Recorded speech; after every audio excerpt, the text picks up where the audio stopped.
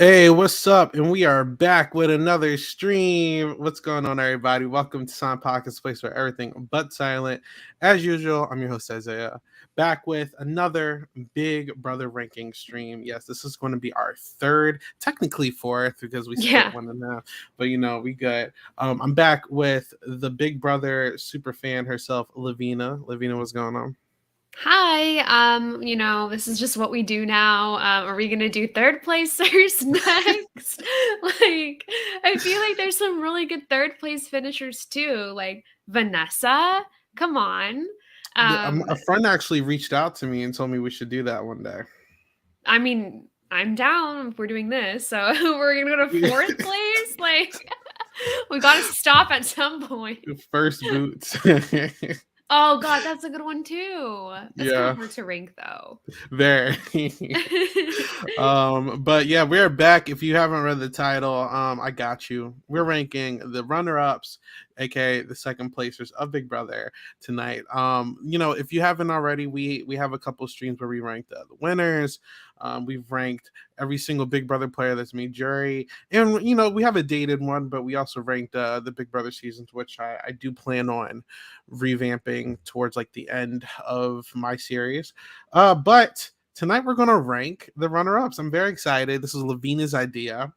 She hit me up and said, "Yo, we need to rank the runner-ups." And I'm like, "That's a great idea." So Well, it was we're because Julie's being really weird and we had talked about it. So I was like, wait, we should do this now because Julie's tweeting like weird, right? Wasn't it yeah, like she was posting some weird stuff about like yeah. second placers? So, So here we are. So before I put the tier list on the screener thing, Lavina, what is our criteria this time? probably the same thing as the winners, which was gameplay, which is what was it? It was like physical gameplay, strategic, and social. Same thing. Yes. Yeah. Okay. So let me put everything on the screen. And just jump right into it. So here we go. As usual, our criteria here is going to be S, A, B, C, D, and F. We are actually, instead of going from the most oldest season to the recent season, we're going to go backwards this time. So we're going to start from Big Brother 24 and we're going to go all the way straight to two. I did not include one this time. I'm sure Eddie McGee and the rest of his cast don't want to be put in a separate box every time. So I don't we even have, know who it is. Who's yeah. second place finisher? I don't know.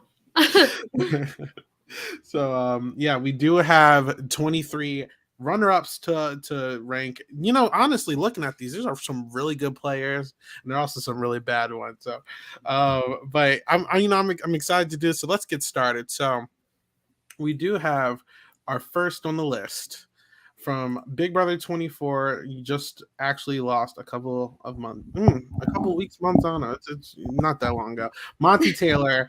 He is from Bear, Delaware. Well, he moved, but shout out.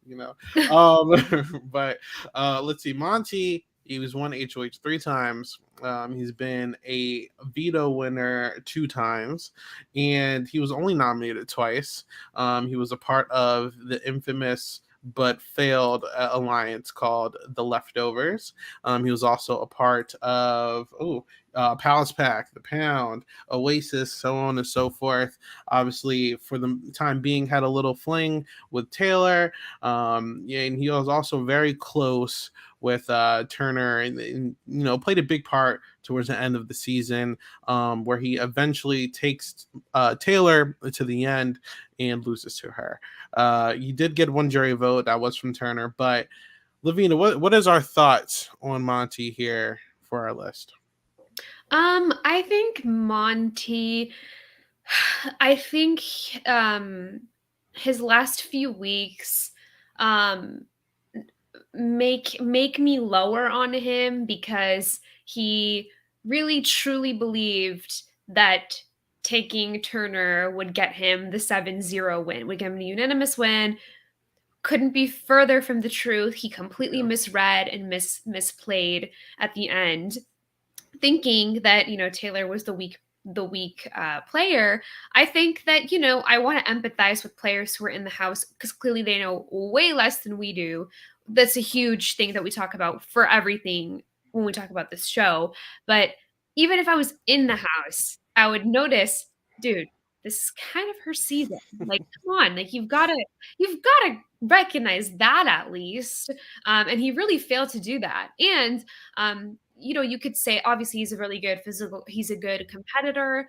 So I have to give him like an A on that. But everything else, I just, socially decent, I guess. It was kind of off in the beginning of the season. But I don't know. He was okay. Strategic, again, okay. But I would say on the lower end of okay because of how he just got so outplayed by Taylor. And, I just cannot rank him. God, I don't know. This is hard. Holy crap. I forgot we have to actually rank now and I'll just talk. I don't know. Like, is B way too high? It's definitely not S and A. This is going to be so weird because I don't really know how I'm going to be ranking people. I haven't done this before, but I wouldn't say it's bad. I mean, it's a good starting place. I think Monty, for a majority of the season, was always in the optimal alliance, and he was always in the numbers. I don't think he was really blindsided many times. I think he was in a really prime power position, strategically, specifically during the alliance factors. I think he is a big portion of the season when it comes to the strategy. I think that obviously he makes up who gets to the end. I think he makes up who, he wanted around him towards the end game. Without, obviously the house splitting into the fest and, Joseph leaving, and that wasn't a part of the plan, but I do think he was a good player. But I think that he did make a poor lapse in judgment here where, he takes Taylor to the end, where honestly Turner is an easy beat in my opinion, but I don't think that Monty really had the self-awareness to understand that. I think he really underestimated Taylor. I think that he was really banking on the prior knowledge, thinking that everyone disliked Taylor, not thinking that she really had a chance despite her good speaking abilities. So, it is a flaw with him. I still think he's a pretty good player, and I think he fits the mold of like what half of the most recent winners are. And I think any other season he might win. I'm not going to lie. He was targeted a lot this season too, but no one was able to really execute that. So, I for a starting place, I'm with you, Monty B. I could see C. But for now, I'm down with B. I think that it's a good place to put him for now. Yeah, I think that your point being that he would probably win he could win another season if it was another season, and if he didn't take a freaking pageant queen to the end and somebody who is you can clearly see is your whole season was her story. I digress. That's why I think he's good in B. I was going to say C, but actually B. I like B. Yeah, I also think that he like his jury questioning was not the greatest either. That's also another knock on him. But I mean, he's a pretty good player. He's solid. I think he fits that mold that we talked about last stream with like the generic type of winner that we've seen, like the generic like complete Big Brother player that wins most seasons than not. So B is a good place. Mm-hmm. Could adjust, but I'm good with that for now. Mm-hmm. All right. So next on our list, let me get his stats up real quick. I don't think I have to. So next on our list is Derek Frazier from Big Brother 24, DF, Big D, whatever you want to call him. He was a part of the now best alliance of all time, the Cookout. He was not the best when it came to competition, didn't win any comps, but I do think Big D for most of the alliance was that person that everyone wanted to take to the end at one point or another. I'm not going to say the entire season. I think at the time, I'm not even flaming him. I have no problems with Big D. My qualms with Big D is over. I think he's fine now. But if we're talking about him in the game, I do think his position he was a part of the alliance. I think that he was the person to technically form it. I'm not going to say he created the groundwork or the structure, but he did open up the conversation first for anyone. And I think he was easily in most seasons either the person that gets second place most time than not, or he might get to the like an early boot, like around that Frenchie point, if it's not for the Alliance. Here's the thing, and I think he's learned from his situation, but Big D in this season, I think that he honestly he talks his way into problems. You know what I'm saying? Like prime example, Azza, she was ready to take him to the end if she won that final HOH, but since he opened his mouth a little too much and exposed that he really wanted to take X to the end and that he carried Azza and all this stuff, it didn't really work out because of his bad self-awareness. So it made someone like Azza be like, I don't even care if I lose to X. I'm going to take X to the end now because you're annoying me. I don't think he did the best groundwork when it came to players like Hannah or Tiffany. I thought maybe Kylan at one point, but Kylan obviously was more leaning towards X here. So I don't know. I think the fact that he was in the cookout really helped DF in the season. I wish because you don't have to be the best competition player nowadays to be like considered a good player. I just was socially and strategically he was a little bit better. I will say it was cool to see that one move where him and Ozzy completely stopped Tiffany from pulling the whole blind side and saving Christian. I thought that was hilarious television. But I don't know. I just think that his persona does not fit the mold for the season he was on, at least. So I'm going to say D or F here. I might DF, Derek Frazier. That's funny. I'm leaning towards low D because honestly, I do see someone that's, in my opinion, way worse than him. So I'm going to say D right now. But how about you, Lovina? Yeah, and I think it's Gina Marie, but I'll say it. But unfortunately, if that's the case, I would have to still put him probably high F because I think there are players that are a little bit better than him that I think would still be in D. And I think the reason is because of how, there wasn't really much he did at all. You can say that about a couple of people on this board. Oh, they were carried by their final two or their duo or their alliance and stuff. But I feel like there are some things that they did. The only things that Derek did in the season is piss people off. Within his own alliance, Tiffany was constantly like, dude, this guy, if Tiffany wasn't in an alliance with him, she would have cut him immediately. I saw in the chat, someone said, Grace said, how far do you think DF makes it without the cookout? Not far, because he would piss people off in his alliance and outside of his alliance. Okay, we don't need to get into this whole outside of the house BS, but Whitney, come on, it was extremely disrespectful to Whitney. At times, very disrespectful to Tiffany, somebody in his alliance, a person out of his alliance. I don't know if he would go pre-jury and without the cookout or on another season, but I don't think he makes it to final two, and he definitely still wouldn't get any votes the same way that he did not get any votes. We should also take that into account. Couldn't manage to get a single vote, didn't do great in the jury questioning or his final speech because there wasn't really much to say about his game. I think that his move with Azza pissing her off enough to, and he knows at this point, we're at the end. This person, you have spent a lot of time with her. The type of person she is. She respects, relationships and people. And we all know and love Azza. So I think he's fully responsible for trying to convince this girl, yeah, I'm good. Take me. He still would have lost. Let's not get it twisted. Azza would have won, but there is a chance maybe he could have gotten one vote potentially, but I still don't even see that. So it's an F. I'm so sorry. Yeah, that's fair. And I actually see a question in the chat from Grace. How far do you think DF makes it without the cookout? I'm not going to lie. I don't think too far. And that's only because I do, now that I'm sitting here, remember it. I think he was very keen on being in Frenchie's posse. I think he was ready to carry on the will of Frenchie if he made it out that week. It just doesn't look good here. So I'm saying D or F. Lovina saying hi D. So we are going to go D here. I do think he Oh no, learned I his said lesson. F. I mean F. That's what I meant. That's what I meant. Sorry. Oh, I But see it.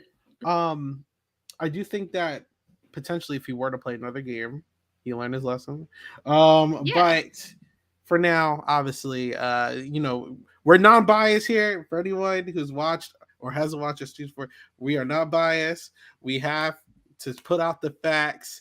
We talk about how you were in your season. We don't talk about outside of it. So gotta keep it real. DF is F. I will also say I do agree that if he did come back, I think he would do much better. He's learned a lot, and I think personally, I would want to see him on a returning, if it was a full returning season, like a second chance. I don't know. I don't really know where he would fit in a returning season, but would I want to see it? Yeah, screw it. It's Yeah. entertaining. Okay.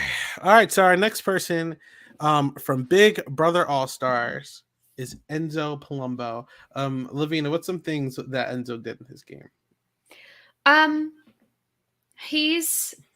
He basically played a very similar game to his first game. Obviously, very good socially and made people really want to play with him and work with him and be around him, even if they weren't necessarily playing or working with him. So he's got to be one of the best social players of all time. So we got to give him his flowers for that. I think that his strategic mind, not great. His jury questioning and final two speech was bad. It wasn't Gina Marie bad, to the point where it was entertaining as hell. But I think that it was still pretty bad. Clearly, he didn't get a single vote. I really have to dock points if you could not get a single vote. And there's a couple, like I said, there's a couple people on this list that did lose unanimously. So I really have to tank their score because of that. I think that if you can't manage to get a single vote, then you clearly did something wrong, whether it's in all three facets of the game or just one. I don't know. I don't know. But overall, Enzo, I think he's a decent player. I think that he's loyal to a fault, and he's decent physically. I don't really watch the challenge, but did he quit or something? Did he walk out? I believe he quit. Okay, well, I mean, this isn't about the challenge, but I think that he is decent physically and obviously A+ socially, but the strategic, and I think that they weren't necessarily taking him very seriously in the jury. And I also would be very interested to see how he would have done in jury questioning for his original season. And to be totally honest, he probably would have done pretty similar. I think he would have gotten a few votes. He, in my opinion, played, which is weird because he made it further in the second season. But in my opinion, I thought his game was more compelling and had more of a storyline in the first season. So as far as placing him somewhere, it's between C or D, but I'll let you figure it out for me. Yeah, I mean, so he did win 2 comps. Oh no, 2 HOHs, 1 veto. I think, Enzo played pretty similar to his first time. I think a lot of people like Enzo. I think that he, like you said, he is one of the best one of the best social players Big Brother has ever seen. I know a lot of people disagree. Take your opinion elsewhere because it's true. But there's a huge difference between one of the best social players and then just being one of the best players in general. I don't think, as some people have said on the opposite side, that he is one of the best players. Number one, I completely disagree. I think Enzo is always going to be a player that you include in the alliance because he is always going to be loyal. I think that he's always going to be with the squad no matter what. I mean, we saw it with the brigade. We also see it here with the root with Cody as a final 2, which I think he was lacking his first time. So it's actually a kind of an improvement this season. And then also the committee and all that.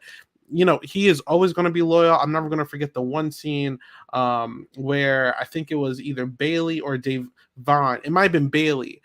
No, it was Davon. She questions Enzo and was like, who told you X, Y, and Z? Because Danny was in front of her trying to lie to Davon. And Enzo was like, I heard it from Danny. And then Danny was like, what the hell? He said, hey, don't involve me. I'm not like he does not lie when he Yeah. doesn't need to. You know what I'm saying? He's very specific with his words, and I just think he's a really good social player overall. I think that he's always going to be integral parts in alliances and as a partner. With that being said, I think Enzo has all the chops to win Big Brother, but the issue is that his execution is just not there. Like, you don't get to the final three twice for nothing, which is props to him, but you need to know how to finish. And I don't think Enzo really knows how to properly finish a season. I think that he's more money motivated than like win motivated. So like I think that he's just comfortable being in the end and that's it. You know, like he doesn't try from what I've seen towards the end. Like I need to see him really push for a win. I need to see him really trying to push. Like even if you know that there's not the best, you don't have the best chance to win, you really still need a fight to win. Like don't just give up just because you get the second place money, you know, like you need to try. And I haven't seen Enzo do that. He tries. I feel like I'm watching the Los Angeles Clippers half the time. You try the entire regular season, and then it's the finals or the playoffs, and you just completely give up. You don't give a damn after that, you know? So, you know, I like Enzo. I think he's a great player. You know, he's made Final Three twice.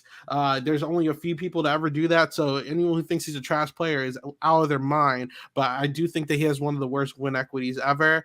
I do think if he sat sidebar in the end next to Lane or Hayden, I think he loses that season too. Enzo, either low B or high C. That's where I'm feeling. How about you? Yeah, I think Monty played a better game than him, so I would say C. Got it. I was being harsh when I said potentially D. Did I say that? I don't remember. I don't think so. Okay. But yeah, I agree. All right. Cool. All right, next we have Holly Allen from Big Brother 21. Let me just pick up Holly's stats. I need to remember to pull those up. What, you about to say something? I was just going to say I'll start with this. And my go for it. I just wanted to say that I feel like my take might be a little bit surprising. I feel like I've talked about this when we ranked players. Let's see if it shocks me. I'm pretty sure I said this. I think that people underrate her because of her season and because listen, I'm not going to rank her an A or even B, but like, so nobody freak out. But I do think that her jury questioning and her speech, I really, really enjoyed. And I was like, I would want to, well, clearly I would vote for her if I was in the jury because of who she's sitting next to. But also it's not just because of that. It's because I think that she did a phenomenal job in her answering of the questions and how she said, no, actually, I am going to separate myself from my showmans and show that I did play a game that is worthwhile and is a winning game. And I do think that if I had to choose like a second chances / runner up season, I would love to see Holly again because I want to see her without that beast of a man. Like, first of all, second of all, I do think that she can put herself into good situations and, you know, be in a kind of similar to Enzo. Like, I feel like people want to work with Holly. I feel like people like Holly and open up to her. But it gets clouded because of Jackson and because of the season as a whole. But overall, I do think that she was pretty good socially, definitely competitive, and for what's the third? Strategic. Did I say that already? Yeah, strategic, pretty decent. I wouldn't say like really great, but I wouldn't say horribly bad. So I think I would go C, honestly. I don't think you have a bad take at all. I kind of agree with you. I think Holly is a pretty solid player. I mean, she got her 2 HOHs. I think she was a great duo with Jackson. Here's my problem with Holly, which is the same. I have a problem with players like Monty. I'm trying to think someone else. There's someone else that's not ringing my head. But anyway, I think if Holly was in the position to choose who she sat next to, I don't think she takes Nicole Anthony, unfortunately. And I think you're thinking of Casey. Yeah, I'm like basically, but you know, I think Holly understood that she would have a really hard time winning this season if she sat next to Jackson. but she didn't really act upon her impulse. I think she still just stuck to the showmates, hoping that there would be something after the show. And I think Holly just kind of gives in a little too easily. I think that she lets Jackson take the reins too much this season. I think that she actively doesn't do what she wants to do because other people are influencing her to do other things. And I do think that she is the type of player that, like, you could win, but are you going to do what you need to do to win the season? You know what I'm saying? So I think that she's great competitor. I think that she is a passable presence that people do want to be around, even though she was a little bit catty at points, especially with like Catherine Dunn or some other people. But I'm just like, I'm also thinking back to the point in the game where she is about to get her whole game blown up with Jackson when the entire Grateful Alliance is blowing up and everyone's kind of against Jackson and Holly. But then, you know, that whole blow up happened, and then Christy made a huge ass of herself and Nick made an ass of himself. And they just got very lucky in that point that other people actively ruin their games for them to stay in the house. So it's like, yeah, like I think she is that type of player that average, like she makes it far most of the time, but it's like I don't think she wins most of the season she's in. And unfortunately I don't think that she really had the best opportunity to win the season, since she was always going to take Jackson to the end. But I do think she is a C. I will put her under Enzo personally. Yeah, I agree with that. I also want to say that I do think it's smart. Was she doing this on purpose? Probably not, but I do think that looking at it from an outsider's perspective, it's kind of smart that she put herself in front of put somebody in front of herself rather that is extremely like a huge target. And so she's behind him. They'll always target him before her. They just couldn't get him. So, yeah. Okay. So Holly Allen behind Enzo. Okay. Next up on our list is Tyler Crispin, everyone's favorite Tyler Crispin, the self-proclaimed super fan of Big Brother 20. He was an HOH 3 times and a veto 3 times. A really good competition player overall. I think here's the thing. I think Tyler's a complete package when it comes to a player this season, at least. I think, you know, I mean, even All Stars, which he didn't do well in, he did really well in. So he's got the physicality down pat. He can win competitions. Strategic force, like, you know, made level 6, sidelines with JC, weaponized. What's the one girl's name? Sam and someone else. Caitlin. Caitlin Herman, thank you. And he's got the social down pack. Everyone loves the guy. I think that if you ask me, there's no way in hell this guy will lose his 20 if he really just actively plays the entire time, you know. But I think once he got in the showmates, Tyler the player just went away for the rest of his Big Brother career. I don't know where the hell he went. I think looking back, he had an opportune time to basically shape the rest of the game. It was either choose his final 2 that he made early in the game in Casey, or choose his showmates in Angela, which I think he wanted to do, but he just didn't do it. And I think that he got too emotional. He is an emotional player to a fault where, I mean, I think we even saw during the Bailey argument, like he's a very emotional player at the same time, but you know, he doesn't want to hurt anyone's feelings. So it hinders his gameplay. I think if he took Angela, like if he wanted Angela to stay, he could have saved Angela, but he did not try. He let Angela go home and he kept Casey in the game. I think if he wanted to take JC to the end, I think he beats JC as well. Yeah. But you know, I think it was just too stuck on, all right, I'm going to let the girls duke it out, and whichever one wins, that's who I want to take to the end. And, you know, he was really conflicted with the whole duos, like the Coast to Coast Alliance with Casey, and he should have cut her, you know, but, you know, he didn't. He lost to her by 1 vote, which is tragic. And, you know, that's his fault, you know, but I still think he's a good player. I would put him in A personally, just for the performance in this season. But, you know, I would say yes if he didn't actively ruin his game. I also can see a high B as well. But, you know, I'm around there. How about you, Lovina? It's definitely an A, just because so the way that I view things, there's another person on this board who is an S, a man who's an S, and he is I'm comparing him to Dan, like straight up, like, and not in the sense that they're the same, because Lord knows they're not, but I think that Tyler could have potentially been on his way there, but it seemed at some point in Big Brother 20, and just as you said, Isaiah, like through the rest of his Big Brother career, something broke him down. And I can't say what it made Angela. I don't know. To like maybe he doesn't want the drama and he's not that type of person. I don't know what it was, but I think something at one point broke him down, and that's where we saw the decline of his game and why he's not an S. I think the difference when I say I compare him to Dan, I think that they could have had the same trajectory.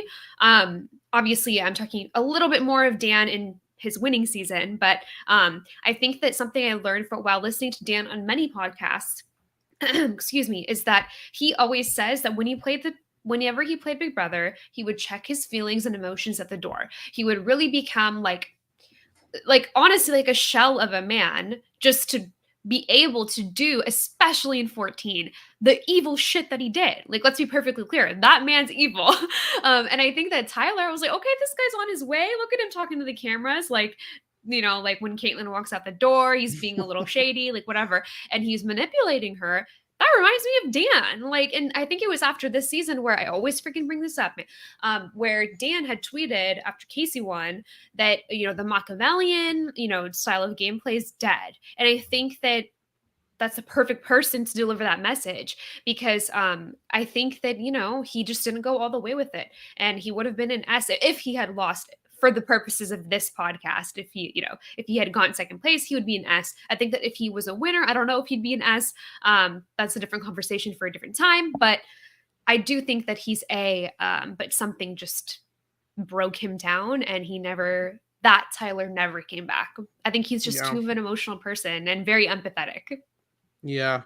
I mean, you don't make level 6. You don't. The biggest thing for me was the fact that he was so well integrated with the other side of the house, to the point where Bailey even felt like she was like manipulating Tyler. Everyone felt like they were leading Tyler to the end, and like I thought it was really good. But what are you gonna do? But all right, so Tyler is A. He is now our highest ranked player on the board.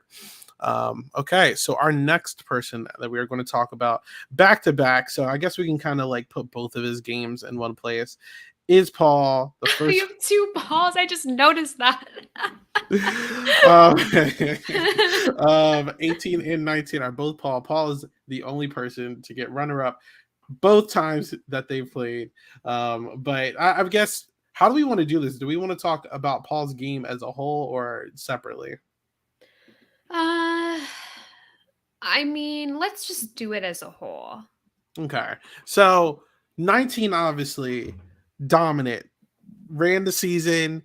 They completely just steamrolled this entire season. Like, I've never seen, like, this was the Boston Rob performance of Big Brother, in my opinion. Like, I know I've never what that seen means. someone just like this is crazy. But yeah, Paul just completely dominated the season.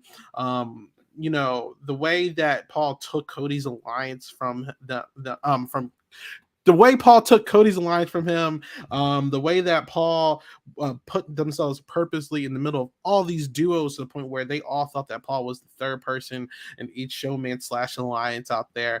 And Paul basically let them all duke it out, to the point where naturally, by natural selection, Paul was stuck with Christmas and Josh. I thought it was masterful. The problem with Paul's game, which we can also talk about 18, is that Paul doesn't know how to own his shit. And Paul lies to people on their way out and badmouths them on their way out. And it leaves a really icky feeling on the way out. I think that we saw this a little bit in Big Brother Celebrity with Todrick Hall. It was like almost like the same thing, where people just feel like crap when they're leaving. They're like, oh, this person is kind of nasty, so this is for my son. Yes. So, you had to, sorry. Yeah, Todrick, my God. But yeah, I think Paul's 19 performance is really good, but the 18 performance, it was okay. Like, Paul was a lot more favorable this season. I think Paul gets really helped by Victor coming back twice. I don't think a lot of people like Paul a lot, but eventually, since Victor keeps coming up back as like this free shield for Paul's game, Paul gets to basically kind of have a cakewalk towards the end. But look, we kind of saw shades of BB19 Paul here as well, to the fact that Paulie Calafiori shaved his head and cut his beard to look just like Paul. I wish I did not delete the picture. Let me see. I deleted the picture, but I had it on here of Paulie cutting his hair to look just like Paul. I think Nicole and Corey liked Paul. People like Paul this season, but people also felt like crap when they left because they felt like Paul was like blowing smoke in their faces. So, I like the way Paul plays, but it's not perfect. I will put Paul either bottom A or top B for the 19 game, and for the 18 game, maybe bottom C. I'm not gonna lie, but how are you feeling? We're on the exact same page. I do think that I think it's been enough time. There's been enough separation between Big Brother 19 for all of us as a fandom to really give Paul their flowers, because come on, like we have to realize that Josh probably shouldn't have won. Probably, guys, like, don't come for me, and it was very iconic at the time. It's great television, but again, we're ranking people based off their gameplay, and Paul's gameplay was out of this world for 19. He was able to brainwash, or sorry, they. I apologize if I don't say they. Like, I talk really fast. Not intentional, but the way they were able to brainwash every single one of those bitches, every single one of them, except like Jessica and Cody. Okay, great. Who else? Dominique, who tried to warn everyone, but no one was listening to her. They just all walked out like one by one. Absolutely agree with A for 19, and then 18. I'm sorry, but like no one wants to hear this either. Nicole outplayed him. Nicole outplayed them. Nicole outplayed them, and that's just how it is. There's been enough separation for us to acknowledge that Nicole played an excellent game, and Paul played excellent game in 19 and played a decent / good game in 18. I think that the Sitting Ducks alliance was really fun, and I do think that people felt I think that Paul and Victor were definitely more liked in 18 because of the fact that they were both against the cool kids, right? Like, the Nicole and the Coreys and the Pollys of the world. And a lot of people didn't like Big Meech either. It was just like a whole weird thing. So people felt they could identify with Paul and Victor. So I do think, but I still think that Nicole outplayed him. So it's a C for 18, and then 19 is the A. Yes.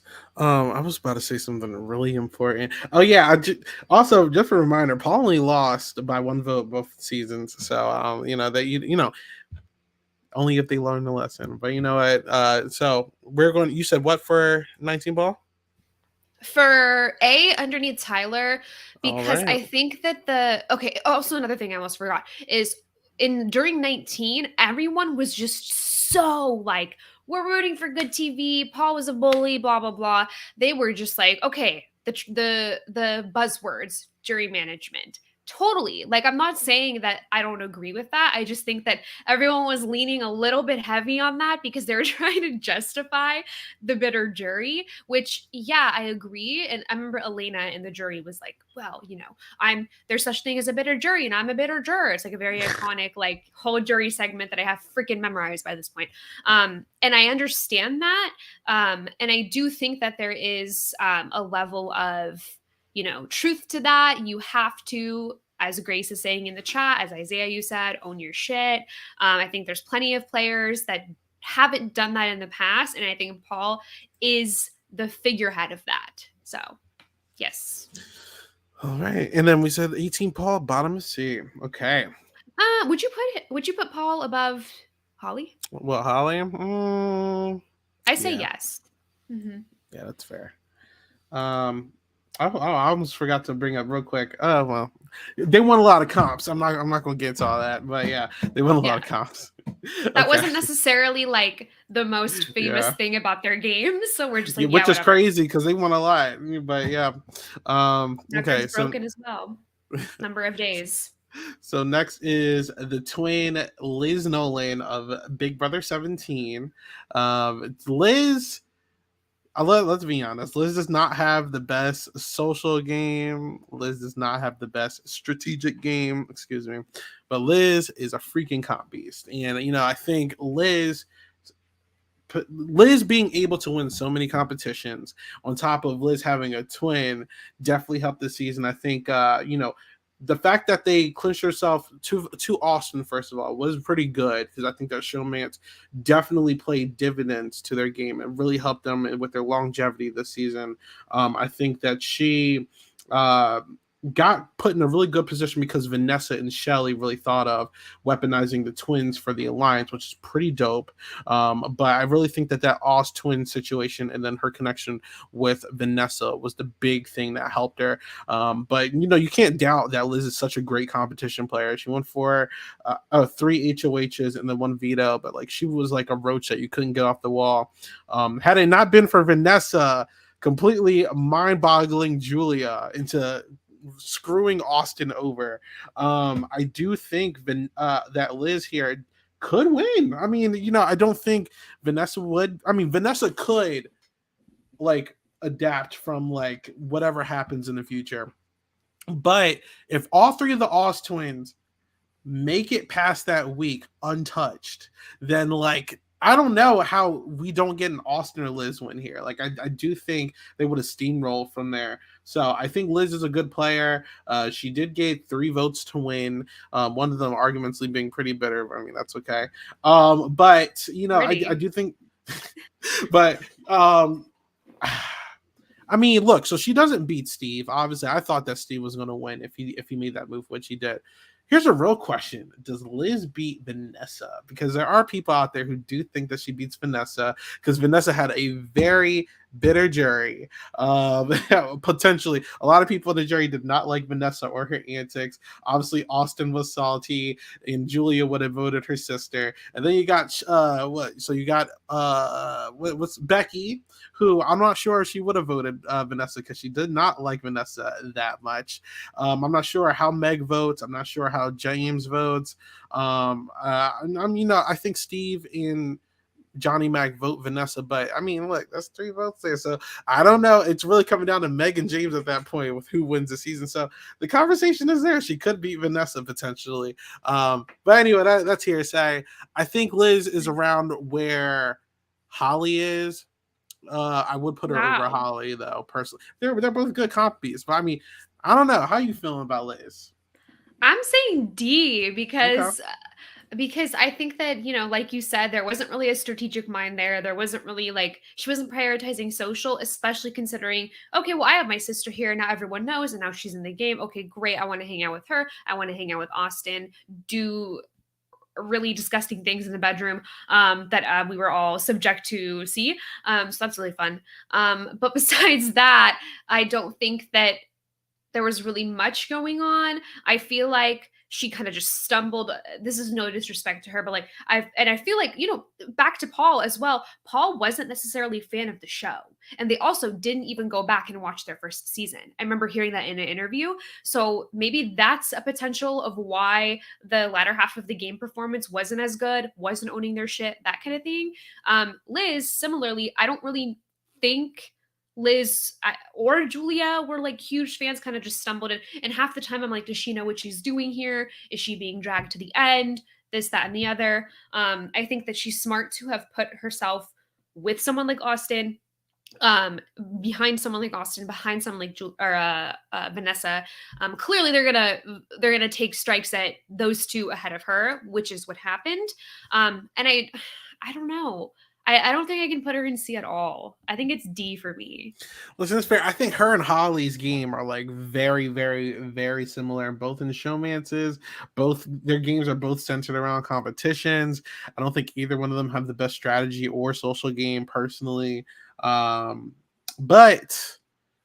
I do think that they both make the horrible mistake of taking the person who potentially beats them to the end if the opportunity is given to them.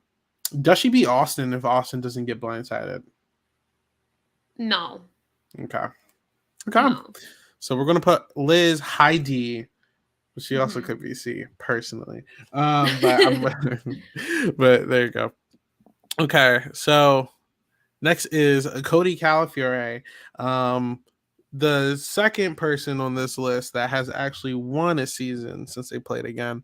But the only two of these people have won seasons since they placed their second place. Do want to say that. But Cody is our next player. Cody, I think, is a phenomenal. Wait. Let me get these stats up so I don't have to keep pausing. I think Cody is a phenomenal social game. I don't care what anyone says. I think he is such a good social prowess. I think he's such a likable person. All the girls love him.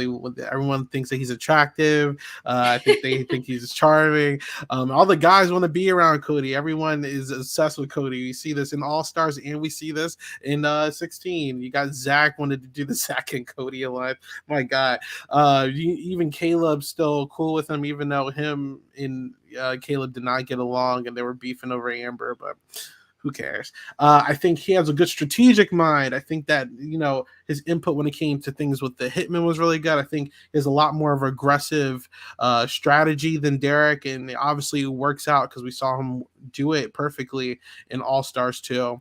I think Cody naturally will always make it far, and argumentally he could be the best version of that model player that we talked about all the time. I think that he's like the perfect example of that, and I think Cody, so many good properties to Cody, which is why I was not shocked when they brought Cody back for All Stars. I thought he was more than deserving of it, and obviously he showed that he's able to win.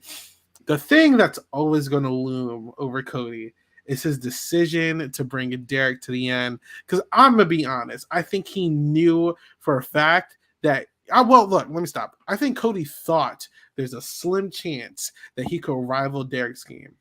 But he had to know that it was going to be an uphill battle, or maybe equal versus taking a Victoria. Like, you really think people are going to vote Victoria? I know there was like a potential, we're going to give Victoria the win if she gets the end. I don't believe that for 1 second. I think that Cody wins if he sits next to Victoria. Same with Derek. So, I mean, let me see. Cody got 2 jury votes, which is not that good either. But I mean, look, 3 vetoes. He's a good physical player. He got 3 HOHs as well as 6 comps in 1 season. The complete package is a player, in my opinion. I just think that his poor decision making at the end will always hinder him, which is why I'm going to put him with Monty.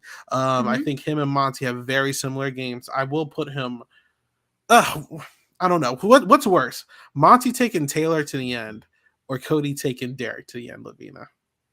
I think that what am I saying now? I think that Monty's decision to take Taylor as a person in the game feels like a little bit dumber because it was way more obvious to me whose season was 24. Everyone knew. Come on now. This girl is here. She's third. She's you've heard her talk. You've heard her make these like shady ass speeches before, these iconic speeches. And she's going to turn it out for a final 2. And again, just like, it was her story. I think that's a little bit more stupid. So I think I would put Cody ahead, right? Yeah, I'll put him over Monty. Yeah. They are very similar because here's my thing. One thing for this particular podcast is I want to rank people based off of the gameplay, but if they make a fatal error at the end in their end game, it docks them like crazy to me. For Cody's 16 game, it is B. I think for the winners, we ranked him A tier, right? I think it was like high A, kind of towards the end of A, which it feels appropriate based off of who he's matched up against in the other winners. And yeah, I think that the end game is extremely important. I said that with Paul. I said that with clearly Monty and Tyler as well. And that really tanked them. Like, I would have put Tyler in an S, if he had lost, but like kept it going. Yeah, I think that if you tank your end game, it tanks your score, my friend. And I do want to say this, Josh said it in the chat. Cody from BB16 was definitely more Yes. emotional player. He was very emotional.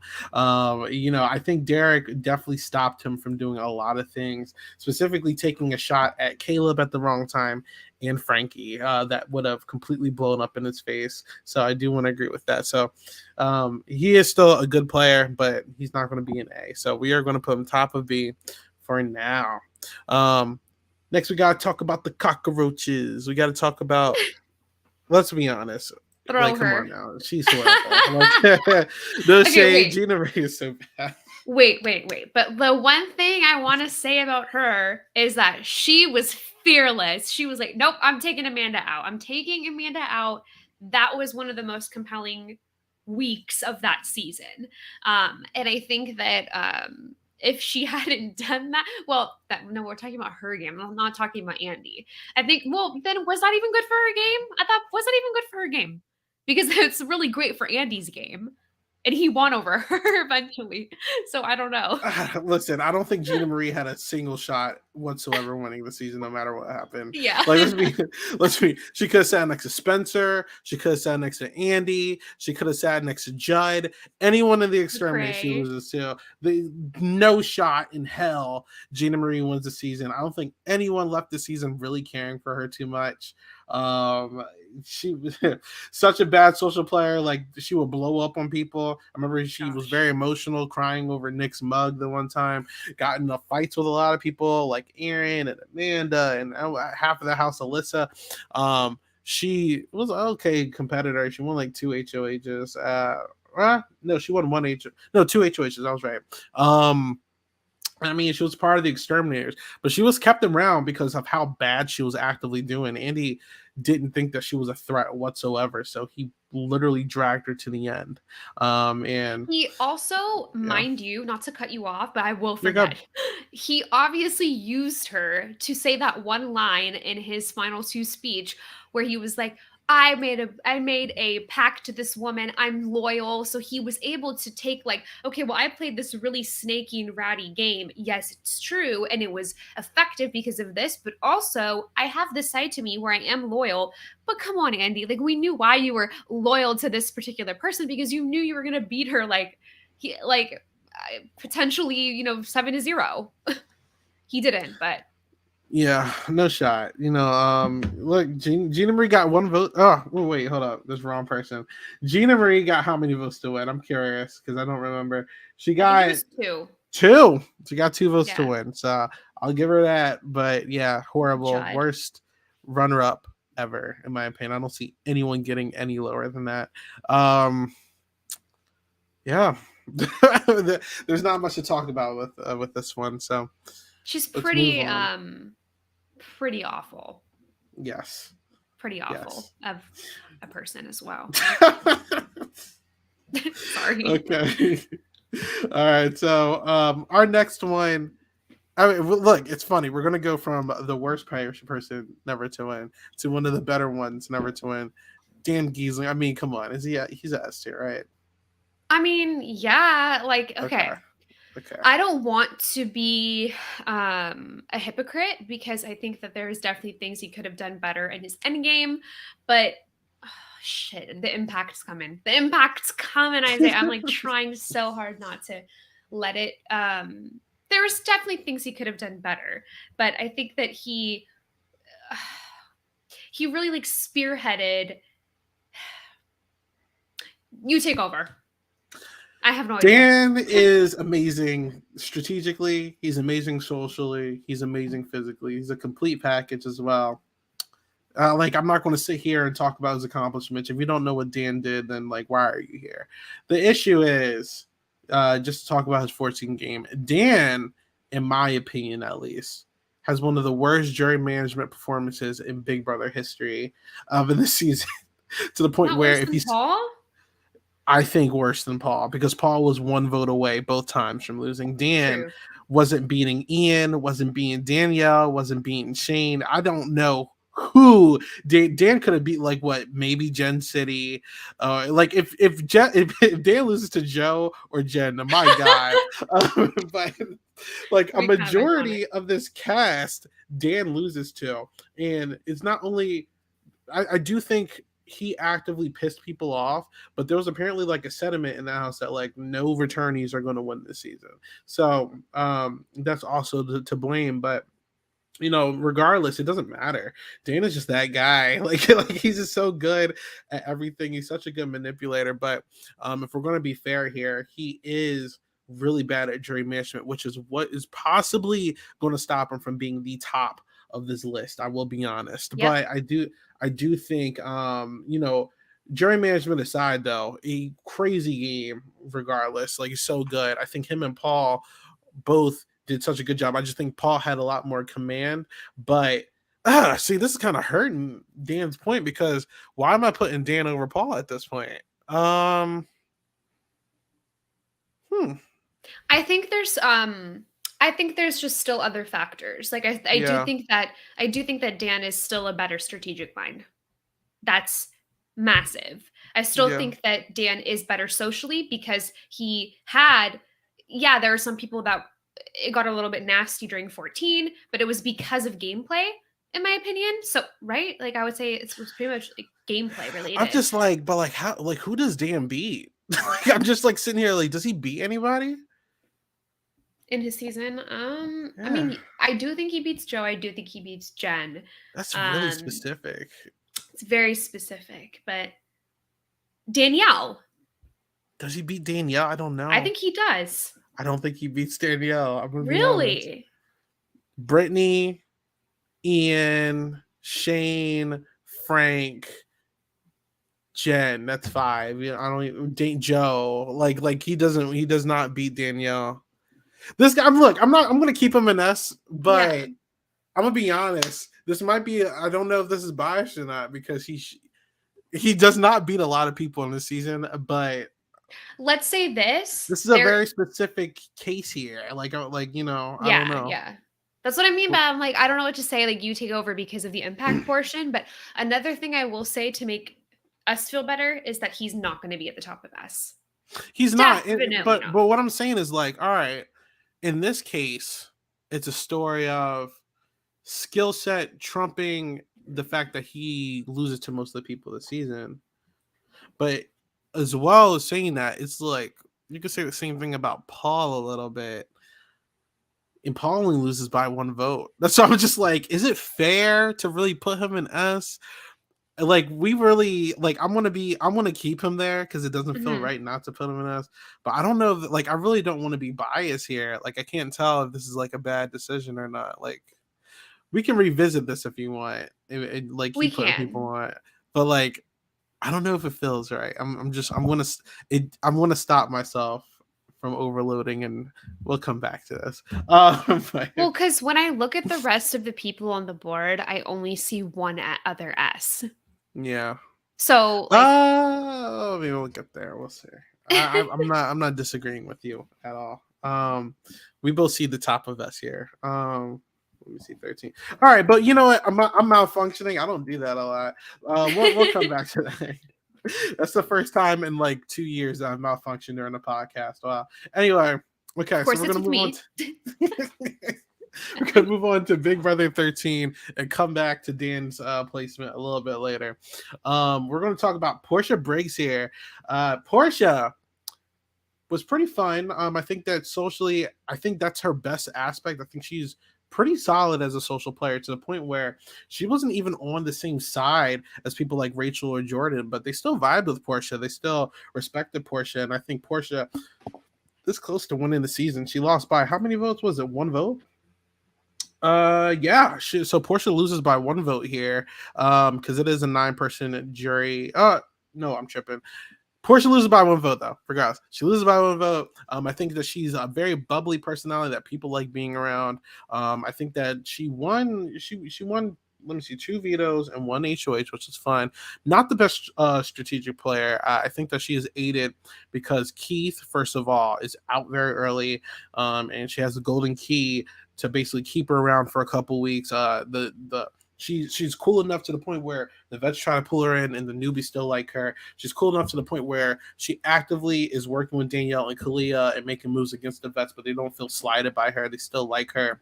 To the point where they put up Danielle's closest ally since she's not an option, and they still eliminate Kalia over Porsche because they like Porsche that much. So I think she's a very likable person. I think people like being around her.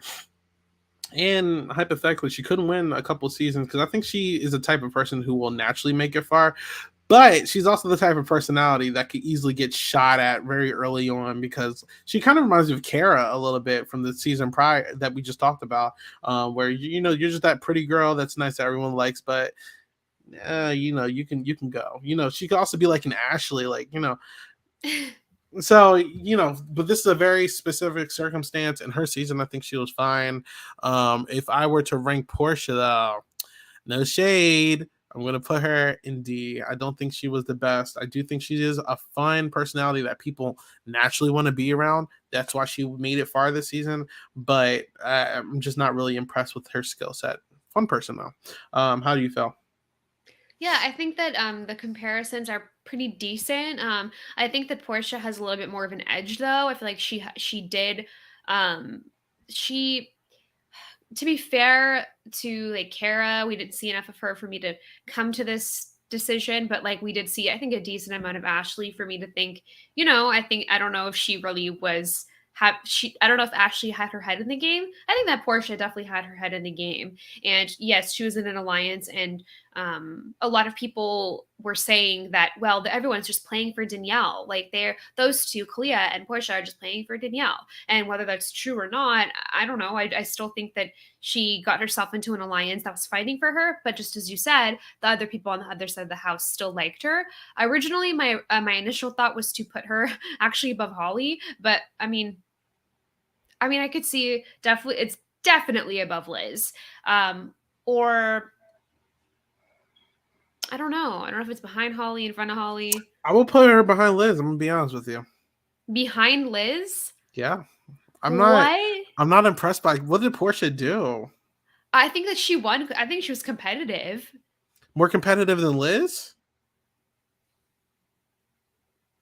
I mean, they're pretty similar. Porsche has 2 vetoes, 1 HOH. Let me see. Liz Nolan. You sleeping on Liz Nolan? I'm noticing this. Liz, 3 HOHs, 1 veto. They're around the same. But I'm just saying, I do think that Liz was more competitive personally. And I do think that Porsche was also just very lucky that the house ended up the way it was. I don't think that she had any part in like really shaping out the end game, where I think Liz not only was in the Oz Twins and the Scamper Squad, but then Vanessa chose her to be like that person who she wanted to sit next to. I think Porsche just got really lucky with these whole Pandora's boxes coming into play and all this other crazy stuff. And, I think Rachel just liked her. So I don't know. But Porsche is still good. Where do you want to put Porsche? I was going to say after Holly, but I can put her top agree with you. It's fine. It does not feel right. I'm not going to lie. I think Liz is better than Porsche. All right, cool. I do think it's not even like a crazy thing. I just think, but she's such a lucky player. Look, in Joseph, I get it. He said in the chat, see for Porsche, I have to remember luck. You have to remember luck can get you in the end, and that's true. But based off our criteria, we got to go by the facts. And I'm not going to factor in luck here. So, but I do agree. Another thing, going back to this Dan thing that I thought about before I forget, I was going to say Dan did have 4 weeks of safety, but I can't really discredit him because Paul had the ring that saved him the first week. So I'm throwing that. Well, also he was on the brink of being the first coach eliminated, though. So yeah, that's facts. So I'm going to leave it alone. 13, 12. Okay, 12. We're getting there. We're halfway there. We are going to talk about Lane of the Brigade. Lane, what was his last name? Ellenberg? Is this Lane? Yes, Lane Ellenberg. I've never said his last name till now. Me neither. Lane was a part of the Brigade, second place. He got 0 vetoes, 1 HOH win. But Lane, where can we go? Like, Lane kind of did everything wrong here. I think it's crazy because like when we talk about the brigade, everyone talks about Hayden, Enzo, and Matt. Lane is probably the least talked about member in this group, and it's for a reason. I think Lane had such a good connection with Brittany. Obviously, the brigade structure was that everyone's going to work with their person, but Lane purposely kept putting his person that he had to throw out to the side and kept putting it off and off and off to the point where she was fourth and she felt slighted. And, you know, I think Lane, you know, he just was there. I think, you know, he was just a body that just happened to be in the room when the brigade was formed and they just kind of rocked with it. He was loyal. Yes. I don't really know how many connections he really had to be kind of classified as a good social player. I don't think his strategy was that crazy because, like I said, he was just kind of there. But I think his connection with Brittany was good, but like if you're not taking her to the end, bro, then like what are you doing? Like it felt like he was just down to be a loyal member of the alliance and just rock with it, and he shouldn't have done that. I think he takes Hayden to the end if he has the opportunity. Don't think he should have done that. And I think that his jury questioning is also one of the worst jury questions out of all these people that we've seen. It was really, really bad. And I think he was trying to be like a comedian and funny, and people were just like kind of cringed out by what he was doing. So, you know, I think he's a good guy, but he's not a good player. I just think that he just happened to be in the right place at the right time. So I am considering putting him D, but how do you feel about him, Lovina? Yeah. I don't really have a lot to say about him, and I think that actually says a lot. Pretty much everything you said. I'm going to go back to your end game decisions for me are very important and as to where you rank. It's kind of like a why did I lose kind of thing. And I think a big thing is I don't love how I'm not saying this is why he lost, but I do think that I don't like how he handled telling Brittany about the brigade. I don't think any of them handled it particularly well, but I think that that's his person, and Brittany viewed him as kind of like a number one in the house. It's his responsibility to really, you know, break the news to her gently and be, you know, thoughtful about it. But I don't think that he was that great. I think he could have handled it much better. And she still voted for him in the end, right? I'm pretty sure that she did. But I don't know. Put her above Holly? Is that too high? Is Holly too high? She's throwing me off.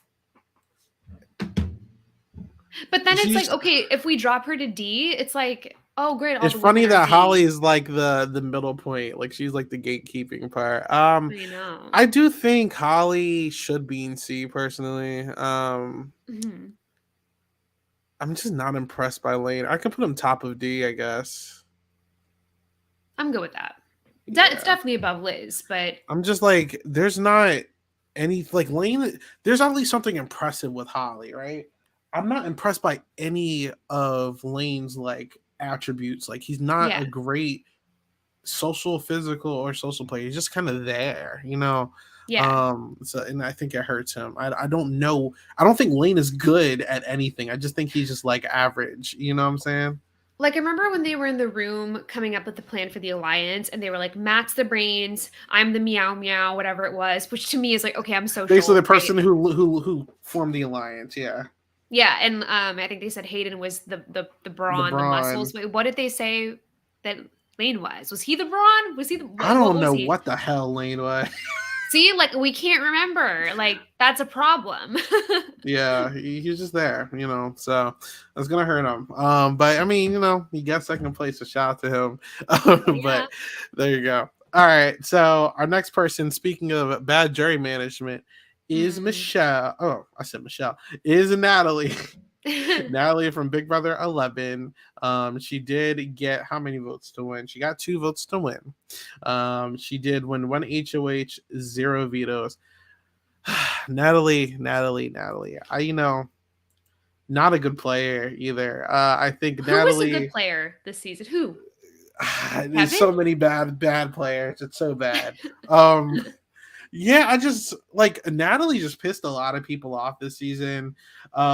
She I mean, it was cool. She like, I lied about my age. Whoopee. Like, all right, Was it cool. cool? Was It's it? like I don't know what that meant. Like she was Like, just like hyping up things that did not matter. You know what I'm saying? Like she just was actively making people mad. I think her connection with Kevin was probably one of the best things for her game, but she was never looked at as like the leader of that. It was always Kevin was like the better of the two of them. I don't think Natalie beats a lot of people because she just really made a lot of people irritated. Maybe she beats Russell, I guess, because he was just unbearable for some people, but I don't know. I just think Natalie was just like an Iggy personality. I think she just rubbed people the wrong way. She's not the worst strategist, but like she's not the best either, and she's not the best at comps. I think the best. She doesn't have a good attribute either. She's just very average at strategy and horrible at everything else. You get what I'm saying? So, how about you, Lovina? How do you feel about her before I rank? yeah, I think Big Brother 11 is just a bizarre season. People don't talk about it a lot. I feel like they hype up um, the showmance from the season. Don't ask me why. I don't know. Not a fan personally. Like I have a couple friends that are sort of casual fans of the show. They're like, "Yeah, I love season 11 because that's kind of like when I feel like Big Brother was kind of at its height at that point. And of course people want somebody to like to identify with and relate to and really really like and root for. So I can see how Jeff and Jordan were potentially rootable during the season. I don't know. And so she, like one of my casual friends, like, yeah, I love Jeff and Jordan. Like, I'm happy they're still together and stuff. Like, blah blah blah. Good for them. But I just don't. I'm not a big fan of the season. I don't think that it was like super strategic. It was just kind of like messy and kind of ugly at points. Very ugly at points, especially in the beginning. And unfortunately, that's just kind of how I view the final two. I really wanted Kevin to win. I think that of all the players, Kevin deserved to win the most. He didn't, so he didn't ultimately didn't deserve to win. If you didn't win, you didn't deserve it. But yeah, she pissed a lot of people off. A lot of people didn't like her. I'm pretty sure Lydia like really hated her. And whether it's because she was jealous or whatever the case, like go for it. But that's just one of the many examples. I think I'd put her at the bottom of D, right? Yeah, for sure. Yeah, she's not a good player. It's funny. I was saying in my mind when we did the winners one, the winners were like going up a little bit, and then now we're here. It's kind of like starting up here, and now it's like going down. But Yeah. yeah, a lot of these golden age players, for the runner ups at least, they did really bad. Hmm. But what are you gonna do? Okay, Weird season. I don't. for Bad sure. cast. Sorry. And listen, if we're going to talk about bad jury management, we might as well talk about season 10's runner-up, Memphis Oh Garrett. God. Um, I think Memphis Garrett. Let me see. Let me. His stats is 0 HOHs. He did win Slay. 3 vetoes. So let's go. And he was a part of the Renegades, one of the best duos in Big Brother history. But Memphis. This guy was getting in so many fights this season. It was ridiculous. Just like Lane had a really good duo with Keisha, just like Lane had Brittany, but like completely played in her face and pissed her off on her way And for out. what? For what exactly, and put way too much trust in Dan Giesling, where Dan was actively working this season to make Memphis look horrible to the rest of the house. Jerry couldn't stand this guy, called him a womanizer. Rennie thought that he was a punk. Like Libra didn't care for him. So many people this season hated Memphis to the point where Memphis is one of the few people to sit in the end and get 0 votes. That's only happened what, 2 times, I think. Two other times. Two other times. So he's one of 3 people to get 0 votes in the final 2. And he's the first one to do it. I think Memphis just put so much blind loyalty in Dan thinking he was loyal. He's like, oh yeah, we're chill town. Dan didn't give a damn about Memphis. He was slandering his name through the mud through the entire season, and he had no idea he was doing it. So what are you gonna do? But yes, but let me get some positive. I think that he within the alliance was pretty solid strategically to the point where if him and Dan made some moves, they were able to carry these Jones out. I think that it was very smart. I think that he was able to like work with Dan to the point where, and it's unfortunate I'm attaching his name with Dan all the time, but the fact that they were able to work as like a unit throughout the season was pretty impressive. And I think he was able to adjust from any bad situation that he was in to the point where, like Cody, like he could kind of operate on his own. Like I said, he did have a really good connection with Keisha, which low-key was very vital for Dan's game, because without Memphis and Keisha, without Memphis, there is no Keisha for Dan's game, who is very important. So I am going to give him his flowers, but how do you feel, Lovina? Again, end game, like you got 0 votes. We can see Big D at the end or in F. I'm not going to put Memphis in F, even though I kind of want to. I'm not going to. But when I watch back Big Brother 10, which is in my top 2 seasons, probably number 1, it's just like I don't know if it's he's getting, I don't know why I'm stuttering, but I don't know if he's just getting like overshadowed by Dan. Like you said, I keep saying Dan's name. There's a big reason for that. And it's because I just feel like he didn't have like any part of any of the 3 tiers that were, or what we're grading off of. None of it was excellent or even great in my opinion. I think having Keisha was great, but I still don't think that really made him a very good strategic mind. His social game was awful. Let's be clear, a lot of people's social game was awful during Big Brother 10 because everyone was screaming and fighting, and we loved them for it. So thank you, Memphis. But and I think, the physical, it's just like, okay, like, he had 3 veto wins, but like, at what cost? I just don't know where I would put him. My heart says like D. I don't I'm like, it's unfortunate because I do think he's one of the better players, but yeah, I'm going to be honest. He is a D-lister here. But Holly.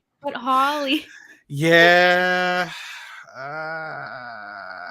Is he better than Holly? Let's be honest. He got 0 votes to Lovina. That's really bad. But so did Enzo. I don't think I could put him over Holly though, man. I don't. They're gonna get us. I don't care. Do you want to put him over Holly? How do you truly feel? How do you truly? No, feel? I don't want to. All right, then. No. We're not doing it. What? Okay, so was he D? Bottom C is good. Bottom C is good. All right, but listen, I don't care. I do not care. If you don't like this, get out of my face. My God, like 6 people have tried to contact me. I'm like, I can't get to your message right now. I'm streaming. like literally, so many people have been texting and calling my phone. Lord mercy. I'm gonna get to y'all. Anyway. Popular AF. No, everyone wants something from me right now. I can't even get to it right now. But all right. So season 9, our winner. Oh, wait. Season 9. This is. I don't know his name, dude. I forgot. This is Ryan. This is Ryan's season. Generic. Adam Brzezinski. I know for a fact I said this verbatim during our winners ranking. Yeah. Who's this man? Like who? It's Ryan, right? I guess. I don't know. I know that the winner's name is Adam, but like it's Adam, yeah. The cast is just 50 Shades of Beige. I don't know. It's all the same person. Yeah, it's Ryan. To me. It's Ryan. Okay. I don't know. It's like the diversity. He's also very bad though. Yeah, let's be honest, he's a bad player. Ryan, so first of all, he only got 1 vote to win, so he was this close to being like Memphis. Only got 1 vote to win. He won 3 HOHs. He won 2 vetoes, so that's pretty solid for Complins. He was in a really good duo with Adam towards the end of the season, which was always fun to see, and he was a part of the infamous Team Christ the season, which honestly is not one of the worst alliances in Big Brother history. Yeah, like there's not a lot to really put with Adam. I think he was a very emotional player. He came in with a girlfriend. Sorry, they were a secret couple that no one knew, but they could not keep that under wraps too long, and they basically exposed it. It's just because they got both horny, and they just couldn't keep their hands off each other. But no, Ryan was a very emotional player. I remember him fighting with a couple of people and making really bad decisions based off of his feelings. But I think him and Adam had a pretty good way of maneuvering towards the end. But he wasn't the best with decision making. I think Adam was the better between the both of them when it came to that. But I mean, there's not a lot to speak about with this guy. He was kind of a non-existent within good things to happen during his season. He was just kind of just like there. And look, he got second place. So, I mean, what are you gonna say? But how do you feel about Ryan? I don't. I have not. I just okay. I say this every single time we talk about Big Brother 9. Sorry, my hair is like getting in my face. It's okay. I just don't like view the season as part of this like franchise. I don't know what it is. I just don't like the cast. Like I said, I don't like the Big Brother 11 cast. This cast was even worse. The main thing I remember him for is unfortunate, and it's his girlfriend saying that he's racist as a strategy. I don't know what she was thinking. Like, I'm sorry. Like, I feel like I'm unequipped to rank him based off of gameplay because I just don't care about the season. And by the way, Memphis is too high. I feel like I'm at the point of the podcast where I'm losing it. It's okay. Listen, we're an hour 20 in talking about really bad players. It's all right. Let's keep it going. Throw this guy, whatever his name is, somewhere. Yeah, Ryan. I'm gonna just put him. My God, a lot of D's. I'm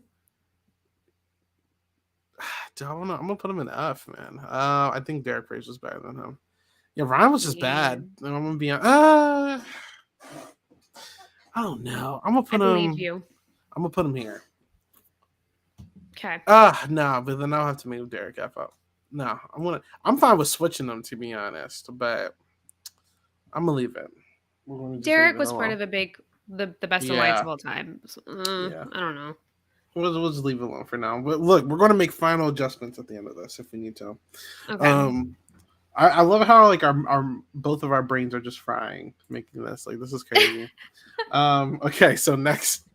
We're almost there. We got 8 more people to talk about. Next is Danielle at the point. Brianna is now, but at the time, Donato for Big Brother 8.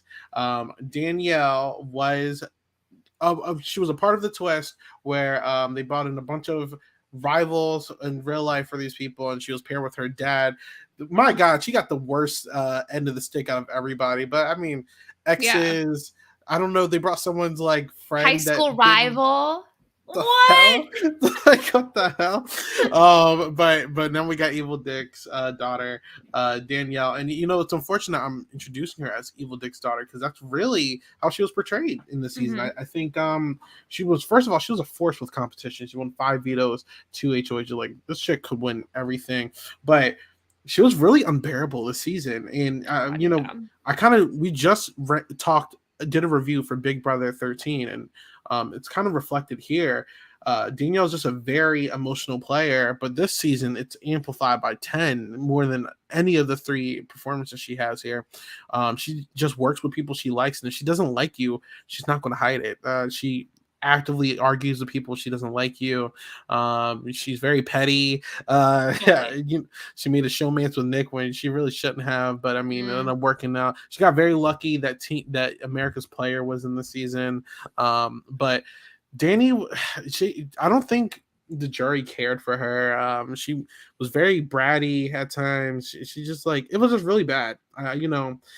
Danny was just there, but she was there to be a menace. Let me be honest. She was there to be a menace, and she carried that out, but she was not the best player. She was just really good competitions. I think her conversation with her dad was really good strategically, but when you throw America's Player into the fold, it's like, it wasn't really effective. You just got lucky. So social game is bad. Strategy is very physical, off the charts. So totally. With that being said, I hate to do this, but I might put her in D. I'm not gonna lie. I know this is your girl though. You love Danny, so how do you feel about her? I I've fallen off Danny since All Stars a little bit. I was standing in like 13 because who the hell wasn't? You know, all the hot girls were. Um, but I think that in her first season, okay, let me preface this by giving her slight passes because she was very young, one of the younger house guests we've seen, and of course she had this freaking traumatic situation happen to her. We've never seen anything like this. Not, you know, the exes were bad, but like this is way worse in my opinion, especially compared to like, oh, I borrowed $5 from this girl in high school. Like, what were they thinking? Okay. That was such a Anyways, trash. Go ahead. I'm so sorry. like no, totally. Like it is trash. And it was very unfair. So like I understand if she was like lashing out, totally with her, not gonna fault her for that, at a human level.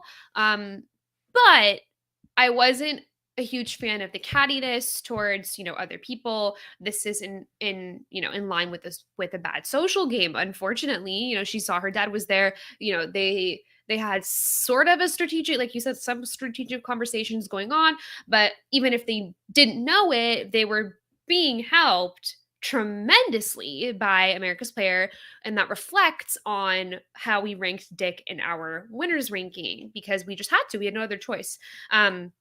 But you know, and I think also another thing, end game. Let's talk about that. I keep saying it is the votes that she did get at the end weren't necessarily votes for her, but they're votes against Dick, and that is because Jen, for example, why the hell would she vote for Dick? But on the flip side, why the hell would she vote for Danielle? She had no other choice. That's why she did. Danielle was very disrespectful to Jen as well. Like, let's not get it twisted. Yeah, Dick was a complete, like, basically assaulting this girl, like throwing like hot tea on her head, putting cigarette butts out on her. Like that's not okay. And his daughter, like, was just kind of like, Danielle was just kind of like, yeah, like, I'm also going to scream at her. It's like, okay, great. I mean, granted, they're not the only two. Don't get it twisted. Everyone was disrespecting Jen that season. It was like a free for all for some reason because this girl was just a little bit different than everyone else, and they were just like going after it. Don't condone any of that, but yeah, it just, the social game was awful. Physical game, dope. The strategic game, okay, whatever, mid, I guess. But I don't know, like, again, I'm looking at Holly on the screen, and I'm like, why is she? But we're doing gameplay, so I understand why. Do we want to drop Holly down or like, should we put her top D? We can. Sure. That feel better? Yeah. Okay. But now I don't know where to put Danny. I would still put Danny D. I'm not gonna lie. Okay. Like she was very aided. Like the Donatos were very aided by Team America. Like it's always going to be a hindrance on their legacy. And like Jackson and Holly, I just think that they were in a position where you got to comp out at a certain point. I could put her top of D, I guess. Yeah. Sure. Why not? Let's put her top of D. There's not a lot of good runner-ups. Yeah, there isn't. But yeah, I'm fine with that. I'm cool with this. This feels right. There you go. Usually, nah, I'm fine with putting them in D. I was like, I could make a D minus, but why would I do that? So yeah, screw it. Okay. Let's get to our next one. We have Big Brother All Stars runner-up Erika. She actually, just like Paul, plays very high her first time. She got fourth place her first season, but the second season, which was All Stars, she got second. She did get one. There's a lot of them out here with one jury vote, but she's another person to get one jury vote this close to being unanimous loss. But Erika, I feel like gets a lot of slack because of the connection that she had with Boogie. But I mean, I think so. First of all, season 5 in the season were all collectively trash. I think Nakoma sucked. I think Jay sucked, and I do think Erika did the best out of the three of them, but she also did really bad. And I forgot Diane. Diane didn't do too hot as well. Give me 1 second. I'm so sorry. She's from season 4. Season 4, yeah. Sorry, people keep calling my phone. It's going on. Also collectively did bad, but I think Erika. Sorry, that just threw me off. I said Dia. I did not mean that. But Erika, I think. My God, yeah, I just named a bunch of season 5 people. Whoops, I'm so sorry. That's okay. But regardless, Erika. So let me start. I think Erika, her strength was that I'm not going to say she had the best social game because not a lot of people cared too much about her, but I think that she worked well with Boogie, and I think she tried to play the middle. It didn't really work out that much, but like she kept trying to work with season 6, which they were like, we could take her out because she's not really loyal to us, but like she's not coming after us. Let's leave her alone. I think she had a really good connection with Janelle and Will and Boogie for Operation Double Date.